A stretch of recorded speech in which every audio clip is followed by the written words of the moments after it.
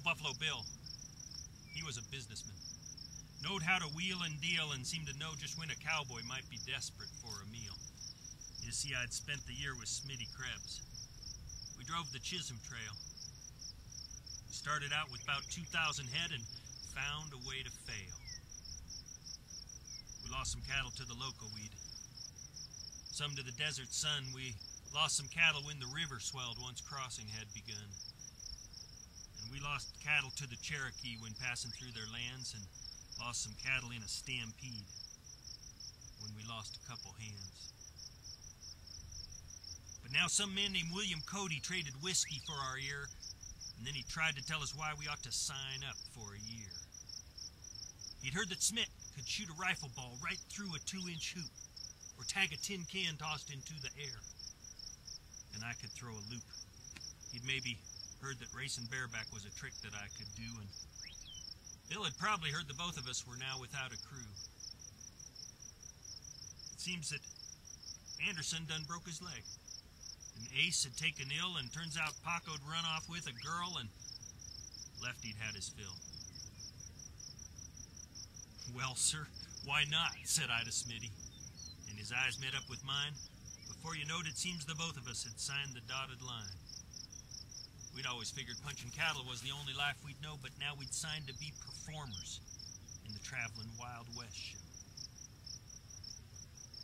We packed our bags and caught a train and met up with the troop in time. We stowed our gear and shook some hands and stepped into the chorus line.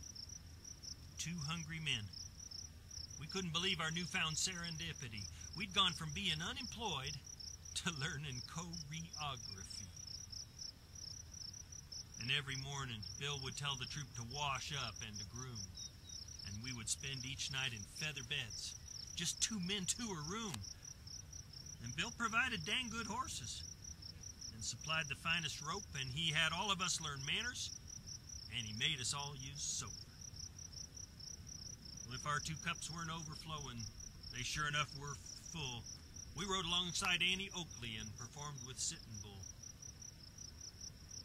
With our rehearsals soon behind us, we prepared for opening night, and when the curtain rose, Old Buffalo stepped out into the light. He wore a silver-studded hatband on a hat that said, "Take note!" He dressed in palomino trousers and a matching leather coat with 12-inch fringe. You see, his jacket and his face both wore a beard, and we could tell he'd made his entrance when the audience all cheered. Then we'd parade around the arena with a dozen longhorn cattle, and we'd show off all our tricks and reenact a famous battle.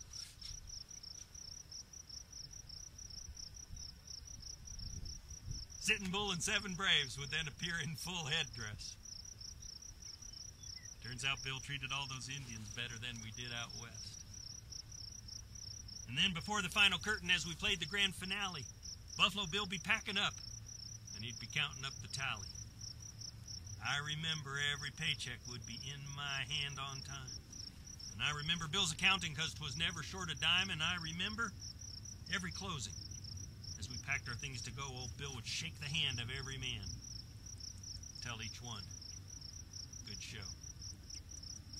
We traveled up and down the coast for all the Easterners to see. We played for northern debutantes and southern aristocracy. Bill took the show to London town, and there I saw a ballet dance. And we all got to meet an emperor outside of Paris, France. Turns out old Smitty seemed to like that life. He stayed on by and by, but I was longing for the comfort of a 1,000,000-acre sky. See, I was longing for the fantasy that times would never change, and I was pining for the romance of the West and open range. And so I rolled back to Laredo, to the only life I knew, and then in time got me a little spread and got me my own crew. Now when they're out there working cattle, well, the lives are on the line. And of the boss man, all they ask is that the paycheck comes on time. It's just a paycheck and a partnership. That's all they're asking for. But after working for old Bill, I tried to give him something more. I always do my best at planning so we don't depend on luck. For the the end of the day, I always pack some whiskey in the chuck. I've learned that horse and men need resting. Before the work extracts its toll, I've learned to appreciate the red man's plight and speak in Espanol. I'll always add to the remuda when a good horse is for sale. I've learned to allow a second chance, or maybe help a man make bail. And I'll admit to every wrangler all the things that I don't know, and at the end of the day, I shake their hands and tell each one, good show. I once was asked, why does the talent always want to work for you?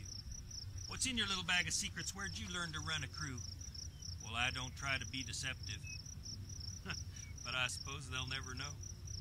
Because I just tell them that I learned it from the bearded buffalo.